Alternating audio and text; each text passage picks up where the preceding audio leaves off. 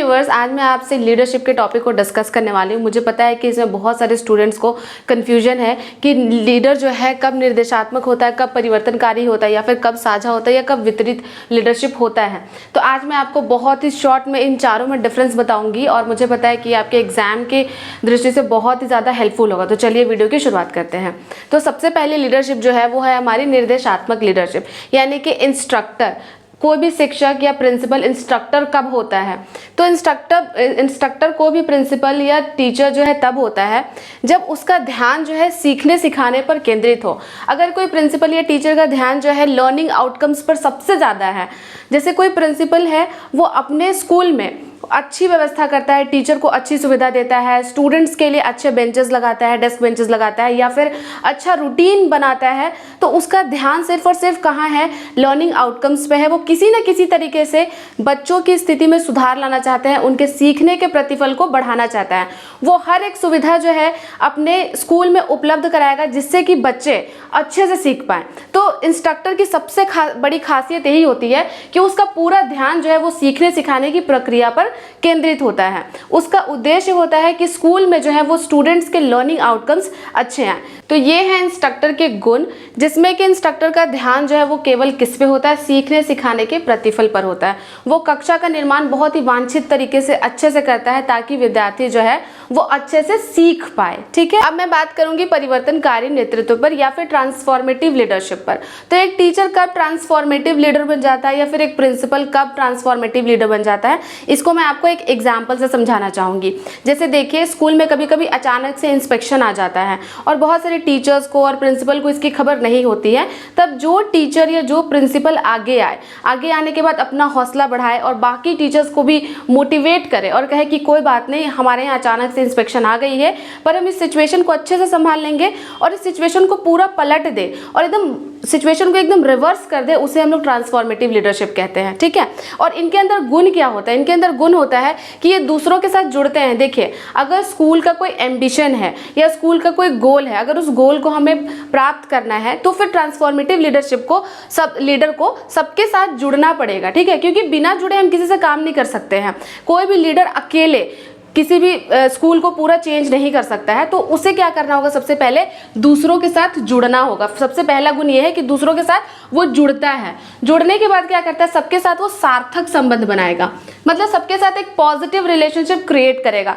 देखिए, जब तक कोई लीडर पॉजिटिव रिलेशनशिप क्रिएट नहीं करता है तब तक उसको लोग फॉलो नहीं करते हैं। तो यहाँ सबसे इंपॉर्टेंट है कि जब वो दूसरों के साथ जुड़ेगा तो वो दूसरों के साथ पॉजिटिव रिलेशनशिप बनाएगा। और उसके बाद इसका जो मुख्य केंद्र है, इसका जो मेन पर्पस इसका मेन पर्पस होता है कि विद्यालय की परिस्थिति में सुधार करना। विद्यालय की परिस्थिति में सुधार करता है।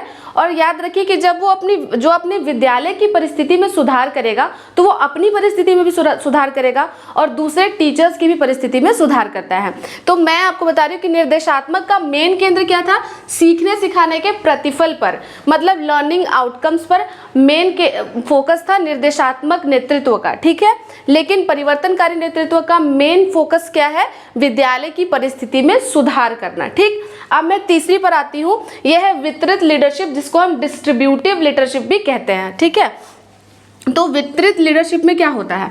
इसमें क्या होता है कि सबका काम बटा होता है। हर टीचर को पता होता है कि आप डिसिप्लिन टीचर बन जाइए, फिर आप कल्चर डिपार्टमेंट संभाल लीजिए, या फिर आप स्पोर्ट्स मैनेजमेंट देख लीजिए। तो इससे क्या होता है कि सबको काम बांट दिया जाता है। तो जब सबको काम बांट दिया जाएगा तो क्या होगा? सब विद्यालय की जिम्मेदारी का भार सबके ऊपर रहेगा, ये केवल प्रिंसिपल के ऊपर नहीं रहेगा। ठीक है, तो विद्यालय की जिम्मेदारी का भार सबके ऊपर होता है। और इसकी सबसे बड़ी खास बात यह है कि जब हम काम बांटते हैं किसी को, मान लीजिए कि आपको ही कोई रिस्पॉन्सिबिलिटी दी गई स्कूल में, और अगर आप उस काम को बहुत अच्छे से करते हैं तो आपकी क्षमता का पता चलता है और साथ ही साथ आपकी क्षमता का विकास भी होता है। अगर आपको कोई एक टास्क दिया गया पहले करने के लिए और आप उसमें जी जान से मेहनत करते हैं और मेहनत करने के बाद आप अपने गोल को अचीव कर लेते हैं तो आपकी क्षमता जो है वो बढ़ जाती है, उसके बाद आपको उससे और अच्छा टास्क दिया जाएगा करने के लिए। तो वितरित की सबसे बड़ी खासियत ये है कि यहाँ पर काम बांटने से क्या होता है, सबकी क्षमता का विकास होता है, साथ ही साथ सबकी क्षमता का पता भी चलता है कि कौन सा टीचर कितना एलिजिबल है, ठीक है। और यहाँ पर सबसे इंपॉर्टेंट बात है कि जब वितरित लीडरशिप होता है तो सबका काम जो है वो बटा होता है, और जब काम बटा होता है तो स्टूडेंट्स की परफॉर्मेंस पर बहुत अच्छा असर, सकारात्मक प्रभाव पड़ता है। तो ये थी वितरित लीडरशिप। मैं आपको फिर से बता रही हूँ, निर्देशात्मक का ध्यान जो है वो सीखने सिखाने के प्रतिफल पर केंद्रित होता है।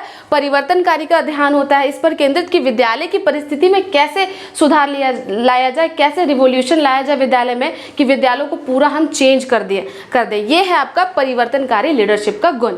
और अगर मैं बात करूँ वितरित की, तो वितरित में सबसे ज़्यादा ध्यान किसी पे केंद्रित नहीं होता, वितरित में सबको काम बांट दिया जाता है। और इसका एक पॉजिटिव ये है कि बच्चों के एकेडमिक परफॉर्मेंस पर पॉजिटिव रिजल्ट पड़ता है। तो ये है आपका वितरित लीडरशिप, ठीक है। अब मैं आती हूँ साझा में। देखिए, वितरित और साझा में आप लोगों को बहुत ज़्यादा कन्फ्यूजन होती होगी। वितरित में आपको बस इतना याद रखना है कि जो काम है वो सबको बांटा जाता है, ठीक है। और साझा क्या है, साझा लीडरशिप वो है जहाँ स्टूडेंट, टीचर और प्रिंसिपल सब मिलकर कोलैबोरेटिव रूप में काम करते हैं। कोलैबोरेटिव रूप में अगर काम करेंगे, एक दूसरे से कोलैब करेंगे, तो सबके लिए बराबर सम्मान की भावना होगी। जैसे देखिए, अगर आप और आपकी फ्रेंड कोई बिजनेस करना चाहते हैं और आप अपने अपने आइडियाज़ लेकर एक दूसरे के साथ आते हैं और साथ आके कोई काम करना चाहते हैं, तो आप एक दूसरे को म्यूचुअल सपोर्ट करते हैं, ठीक है। तो साझा में यही होता है कि शिक्षक और प्रधानाचार्य लगभग बराबर पोजीशन में होते हैं, किसी को भी ज़्यादा प्रायोरिटी नहीं दी जाती है। और सबसे इंपॉर्टेंट बात यहाँ पर मैंने लिखी है, डिसीजन मेकिंग में सब इन्वॉल्व होंगे। केवल प्रिंसिपल अकेले डिसाइड नहीं करेगा, डिसीजन मेकिंग में सब इन्वॉल्व होते हैं, ठीक है। तो आपको जो मैं 4 मेन पॉइंट बताने वाली हूँ चारों नेतृत्व के बारे में, वो ये है कि वितरित लीडरशिप में, या फिर जिसको हम कहते हैं इंस्ट्रक्टिव लीडरशिप, इसमें ध्यान केवल सीखने सिखाने के प्रतिफल पर केंद्रित होता है। और फिर चाहे प्रिंसिपल जो है सीखने सिखाने के लिए कक्षा में सारे अरेंजमेंट करे, विद्यालय को आगे ले जाए, कुछ भी करे, लेकिन उसके पीछे का मोटिव बस ये होता है कि बच्चों का लर्निंग आउटकम अच्छा है, ठीक है। अगर दूसरी में बात करूँ ट्रांसफॉर्मेटिव की, तो ट्रांसफॉर्मेटिव का ये होता है गोल कि वो पूरे विद्यालय को चेंज करना चाहता है। जैसे अगर कोई विद्यालय है, वहाँ पर सैनिटेशन की सुविधा नहीं है, टॉयलेट की सुविधा नहीं है, तो अगर वहाँ कोई ट्रांसफॉर्मेटिव लीडर होगा तो वो उस विद्यालय को पूरी तरह चेंज करने की कोशिश करेगा। तो इसलिए इसका मुख्य केंद्र ये है कि ये विद्यालय की परिस्थिति में सुधार करके अपना विकास भी करता है, साथ ही साथ विद्यालय का और बच्चों का और बाकी टीचर्स का भी विकास करता है, ठीक है। इसके अंदर पूरे सिचुएशन को बदलने की ताकत होती है, अंदर से बहुत मोटिवेटेड होता है, बाकी लोगों को भी खूब मोटिवेट करके रखता है, ठीक।